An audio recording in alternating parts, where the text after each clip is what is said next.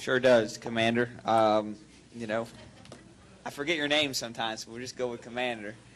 But, you know, it is. It was a great night for us, obviously. Whenever you can win, it's a great night. But to win under the circumstances we did, obviously a little adversity in the middle of the race, and then a great battle with, you know, two stallions here, Casey Kane and Matt Kenseth. So to put all that together at the end and come out on top is something we're going to be proud of and cherish for a long, long time. And Paul Wolf, just talk about the win, how this has got to be a big win for the race team. I've had a lot of ups and downs this year, obviously, but this has got to be a special win. Absolutely. I think, you know, we've had good race cars here, especially the second half of the season, and just seems like every time we turn around, something goes wrong. Some things in our control, some not. But you start to, you know, question, you know, the things that have been worked for you in the past to be successful. Like you start to wonder if you need to do something different. And, you know, all the guys that work on these race cars and put them together back at the shop, I know everyone's hasn't done anything different than we did to win a championship. And the thing was to just stay focused and continue to work hard and know that eventually, you know, our luck and some things got to start to go our way and get the results. And I think we were obviously able to do that tonight. So definitely a big relief to get that first win this year. And Roger Penske, congratulations on this victory here tonight at Charlotte. Just talk about maybe how this really gives the race team a good pop of momentum with 5 to go. Well, I think, you know, we've shown speed, as Paul said, and, you know, we've had some issues, some our own, but at the end of the day, we hadn't been to Victory Circle, and I think for Brad, obviously he was concerned. We all were, but at the end of the day, we knew that he was the guy who gave us the championship last year, and I think, Brad, you don't realize that every driver in our stable now has won a race this year. So AJ, Blaney, Sam, Joey, and the two guys on the IndyCar side. So I'd say this is a pretty good night for us. And, Paul, I want to thank you for persevering and the team. You know, the Ford really, the engine was running tonight. I mean, you could really see it down the back straightaway. We had some speed, and the car really was handling. We just had to get him up there. I thought when we saw the jack under the car, I said, here we go again, not a good night. But at the end of the day, when it was time to go, we raced the best. And it was Brad behind the wheel that made it. It wasn't a fuel economy run. It was he digging deep and bringing us to victory lane. So it was a great night for us. Questions now for this race team. Raise your hand. We'll start with Jenna, and we'll go to Deb Williams. Jennifer, AP, for Paul and Brad, non-chase drivers don't really win chase races. So, but that being said, you guys are the defending champions. So how did you guys set out to sort of buck that trend?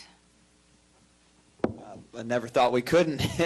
You know, I never, you know, I don't look at those things and say, you know, just because you haven't done it or someone else doesn't normally do it, it can't be done.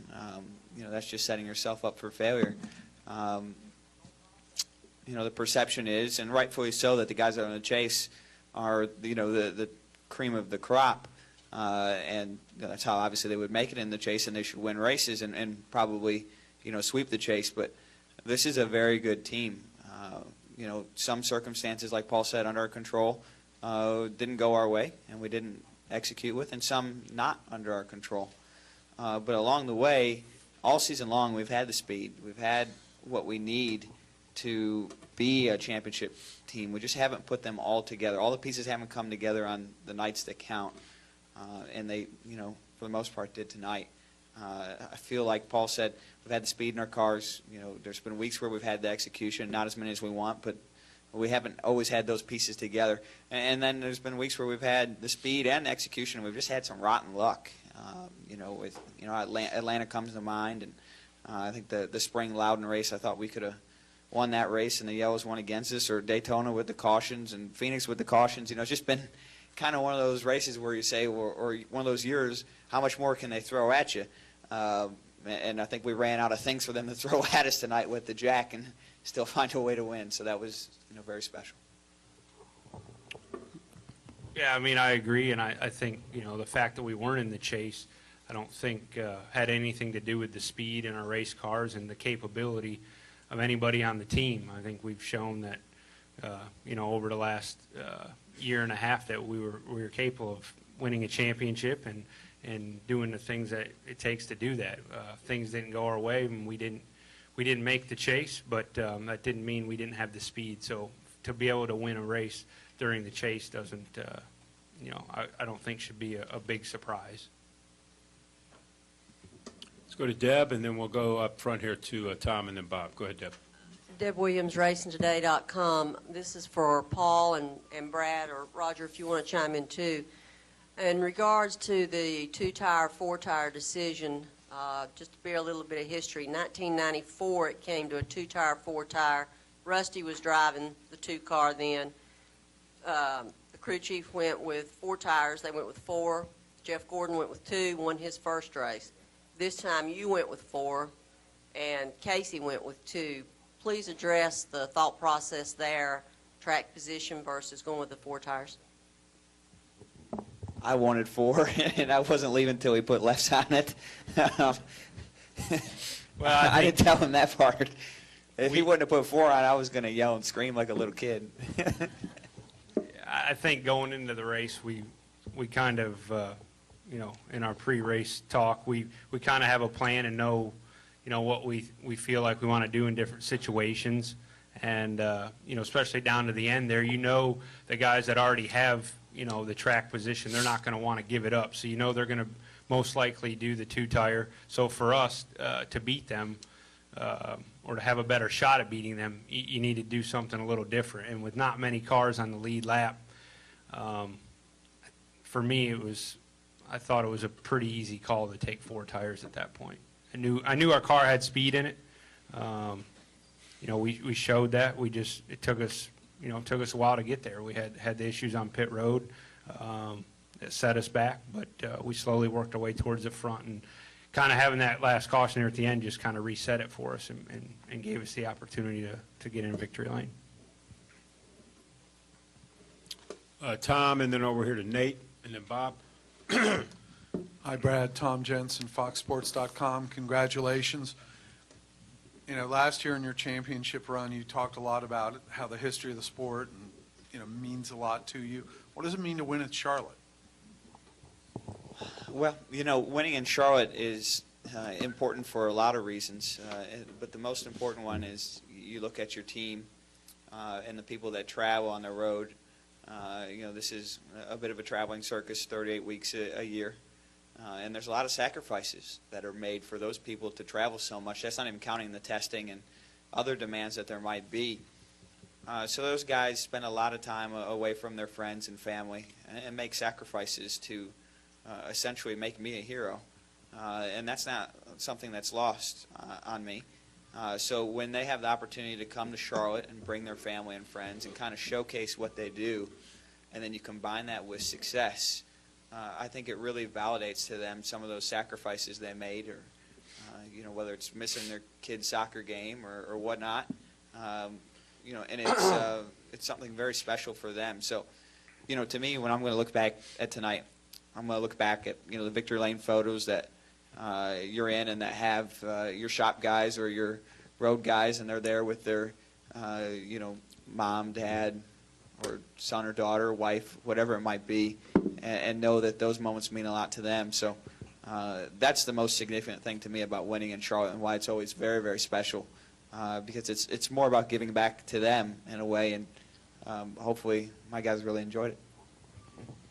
Let's go over here to Nate, then Bob, and then Jeff. Nate Ryan, USA Today Sports. For Paul and Brad, you guys talking about what's different this year from last year. It seemed like last year the key to the championship was just you guys executed. You guys always were on it and didn't make mistakes versus this year. If you guys would have executed better this year, do you think you would be in the chase right now contending for the championship? And when you talk, Paul, about what you could do differently, is it mainly just focusing like you did last year a little bit more and just avoiding stuff like the jack tonight? Well, when I look at execution, that's more than just a pit crew. That's me too. I can always be better as well. So, I'm very careful how we word that and say that, and I think I could do a better job. I look back at a couple races, the Daytonas and Talladegas, and I don't think I executed like I needed to. and it's been all around different issues. And it's hard to pick just one, and I know that's difficult because everyone wants to always find one thing. A lot of people came up to me and asked me about fuel mileage, and you seem to have better fuel mileage last year. Do you think that was a difference? No, not really. I think we've got great fuel mileage this year as well. The races are playing out different, and the strategy for the Generation 6 car is different. So, it's not fair to really pick one area.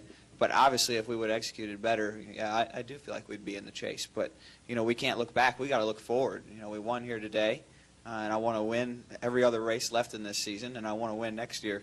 So spending a lot of time complaining about missing out on opportunities early in the season isn't going to do us any good. We got to look forward, and we got to find ways to win as the sport continues to evolve. Let's go go ahead. I'm sorry, Nate. Brad pretty much said it well there, but I don't think it's really doing anything different than what we've done. And that's there's times when you second guess what worked for you in your past. Does it still work? But I think the biggest thing, like Brad said, the strategies, some of the strategy stuff has changed with this car. We've seen different racing this year. We've seen a little bad luck. We've made mistakes as a team. There's not one thing that stands out, but absolutely from a raw speed standpoint, yes, I think we're definitely capable of making the chase. So all it would have taken is 2 or 3 of the things that happened to us, whether it was a mistake on our part or a caution falling the wrong way. Yeah, maybe we would be in the chase, but we're not. And right now our focus is continue to try to win races and be better as a race team so we can come out stronger next year. Let's go to Bob and then to Jeff Gluck and then back to Mr. Engel. Bob Hawker, Sporting News. I have 2. First for Paul. When you came back into the pits after to obviously take the jack off from underneath the car, was that you guys had to fix? Did you have to fix the post a little bit or something so that you could jack the car the next time around? The post was okay. It was just the side skirt that comes down off of the body there was folded under from the jack, basically. So I just wanted to get that out so it didn't drag the track. And for Brad, when you look at the trophy of this race a year from now or 2 years from now, are you going to look back at it and think, heck yeah, we won Charlotte? Or are you going to think about, yeah, we won Charlotte, that was the year we didn't make the chase? No, I'm going to think, without that yellow, we probably wouldn't have had an opportunity to win the race.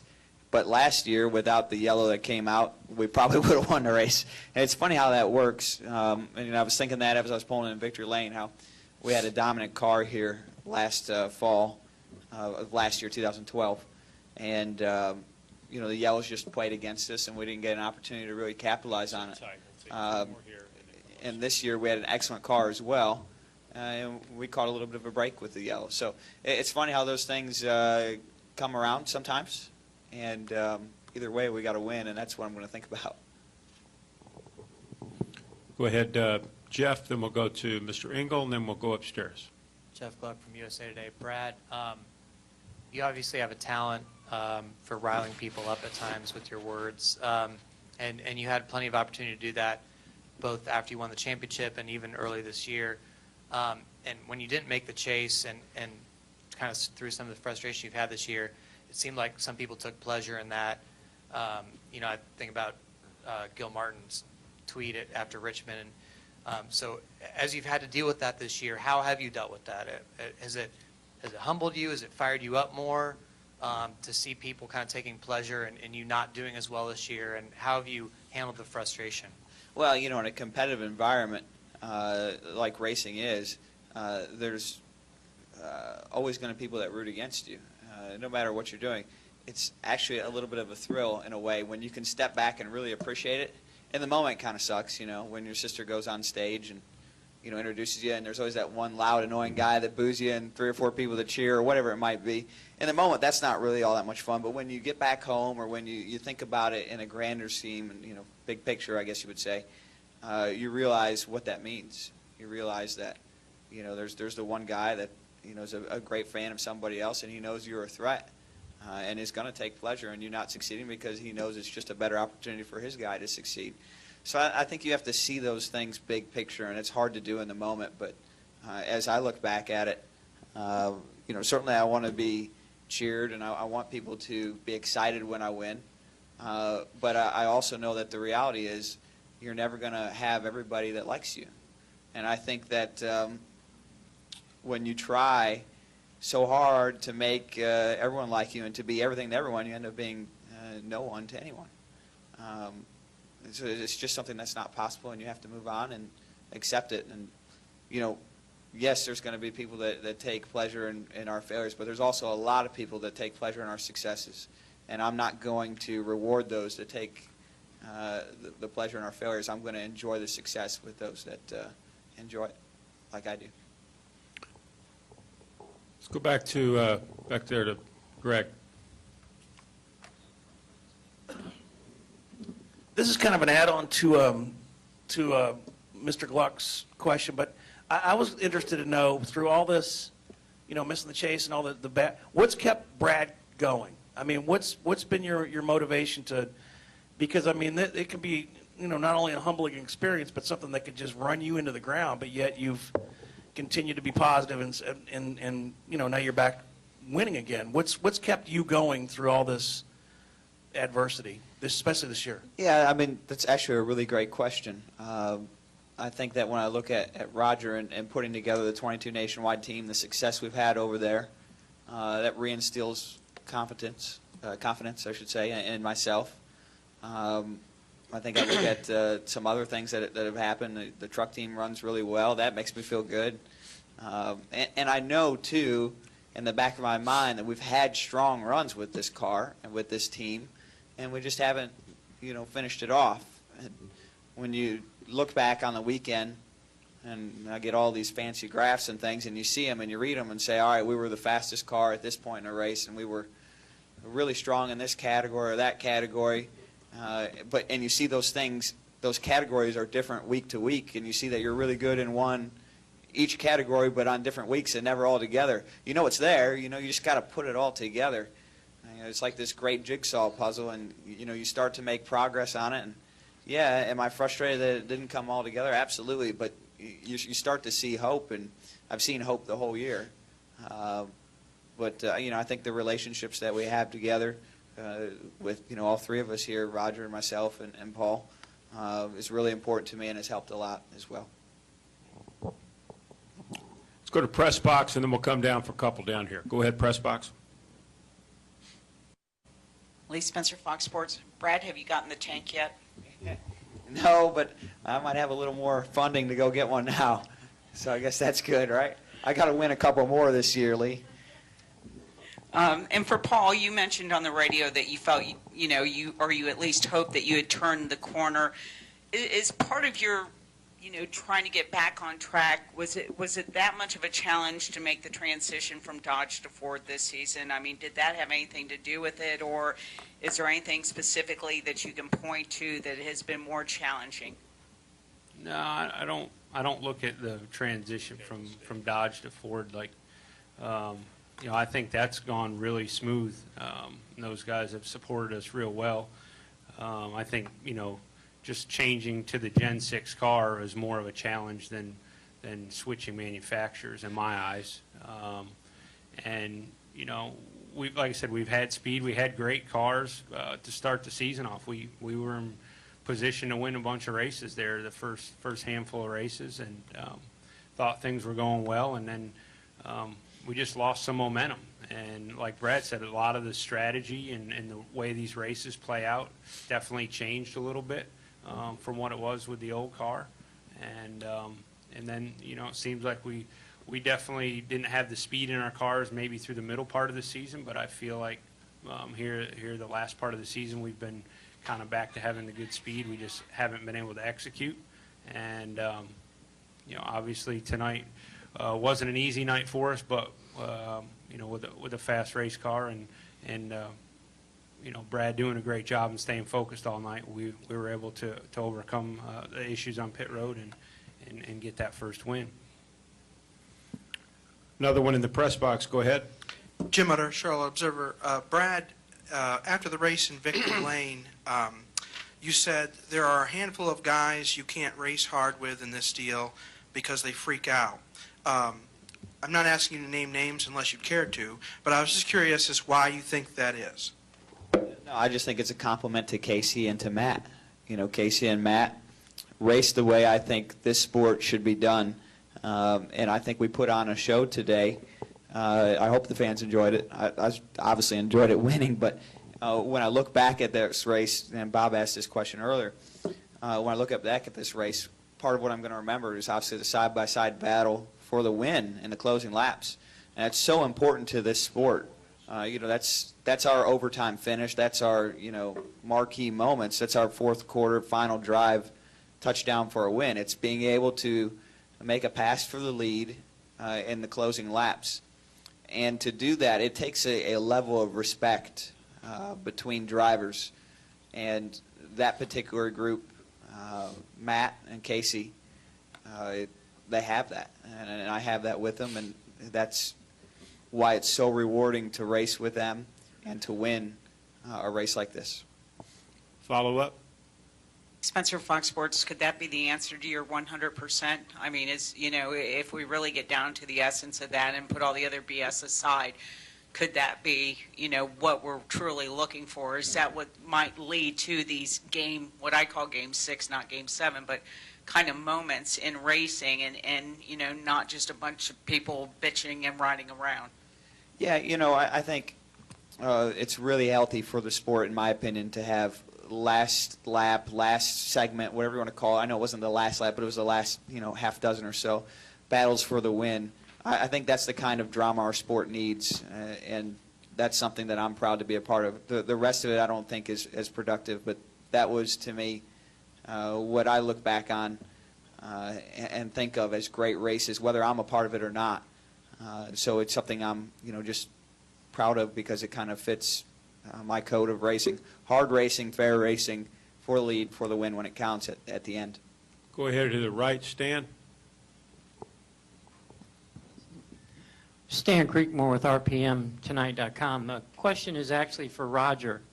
Roger, if you will, you are a veteran in racing that understands the ebbs and flows of your entire operation. What have you done over the course of the last 30 races to let your driver and your crew chief know the confidence you had in them to get to where they finally got to tonight? Well, I think it starts, you know, at the beginning of the year when we, you know, set the team up, and you know, I had the confidence because coming off the championship last year, obviously, we had a professional organization, a group that pulled together. When I look at the season, and you know, I'm communicating with Paul and certainly Brad and the team on a daily basis, and you know, we talked about little things that maybe we hadn't done so well, but I think reliability, if you look at the fuel system and things like that we had to deal with, you know, this year, and certainly the new car, I'd say reliability, and my concern was, you know, we needed to get on top of those things, and there was no excuses from the crew. You know, obviously when I saw some of the pit work we've had, you know, over the last several weeks, you know, we sat down as a group here about a week ago after New Hampshire and took our top 10 people, and then we set, you know, a pretty strong agenda, you know, for where we're going. And I think byproduct of some of that we saw tonight. We knew we had good cars and we got the best drivers. It was a matter of executing. And I never lost confidence. And you know, I'm a guy, glass half full, not half empty.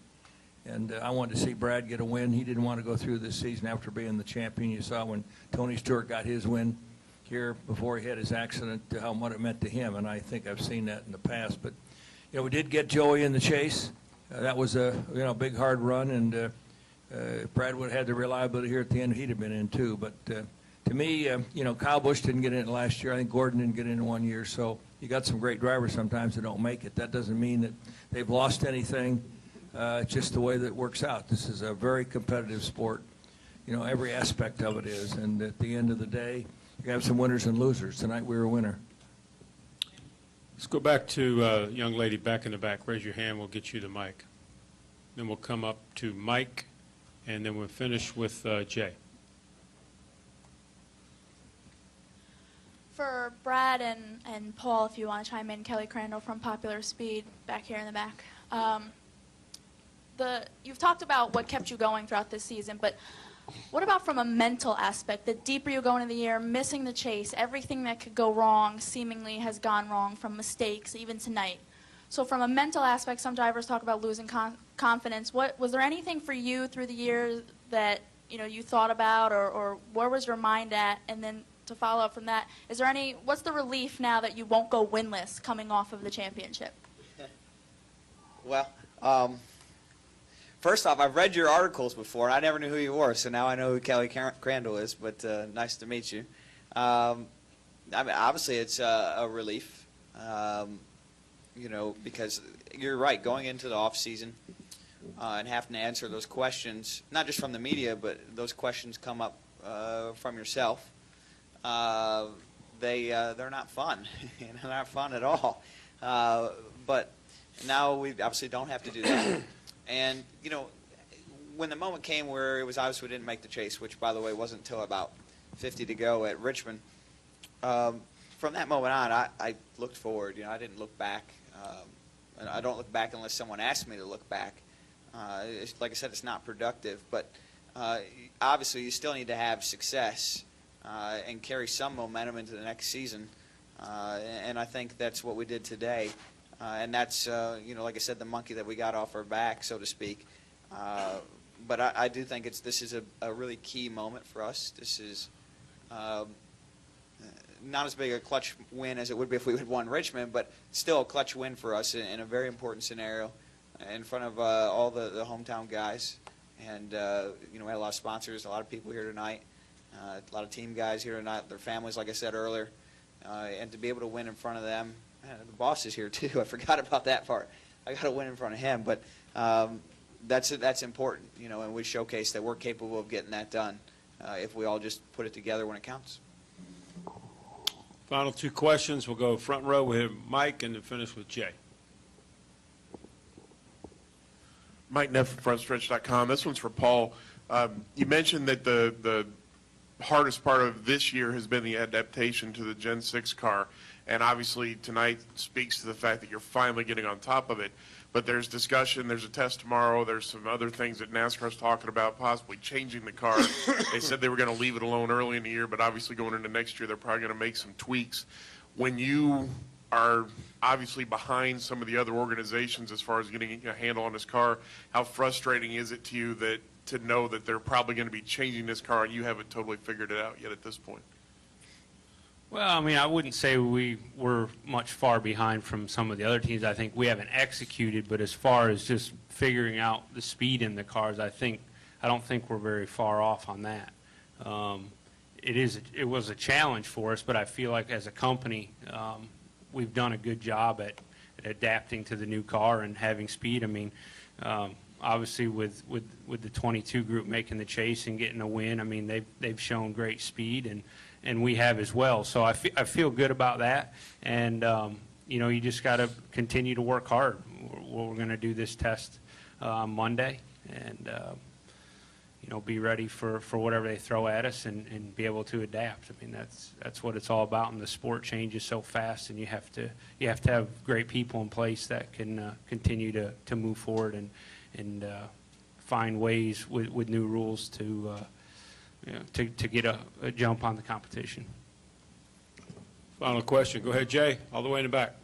Jay Pennell with Fox Sports. This is for Roger primarily, but earlier this month you were able to lock up Brad through 2017, but Miller's cut back to 24 races. What does this win and securing a win in a season where you don't make the chase, what does this win do to help secure and fill those final 12 races? Well, I think it's obvious the relationship we've generated with Miller for many years with Rusty and Danny Sullivan going all the way back, and they committed to us even when we didn't have the best season, because it's not about one season or one driver, it's about a relationship. And certainly as I went to them and said that could we look at a little different format going forward, and it was a business discussion between the two organizations. I think we have been able to put together a sponsorship when you think about our team going forward with sponsorship with Shell Pennzoil through 17 and also with Miller. And then we have the great associates there with us. We're in great shape now with two good drivers, great drivers, and I think with Paul and Todd and the rest of the team, and certainly that's important to us. But the relationship with Miller is outstanding, and I think that Brad's been a great leader with them. They like him. They like what he does out in the public. With a lot of the things they have him do around their customers is important, and I think that's one of the reasons they signed up with us.